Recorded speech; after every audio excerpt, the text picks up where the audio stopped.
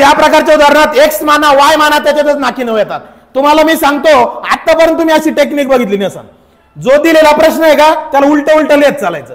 उलट म्हणजे काय रे सर? उलट म्हणजे जिथं मिळवून आहे ना, जिथं मिळवून आहे का तिथं मायनस करायचं. मिळवणे म्हणजे प्लस ना आपण लिहिले मायनस. आणि भागले तर भागाकार, भागाकाराला कट करायचं. भागाकाराचं उलट काय रे? गुणाकार.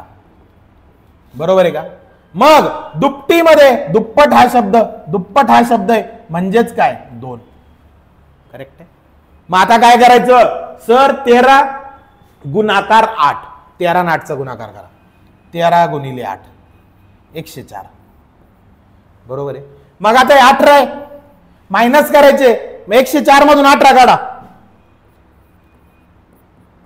किती येतं रे? 86. बरोबर. मग प्रश्न काय? दुपटीमध्ये दुप्पट म्हणजे काय?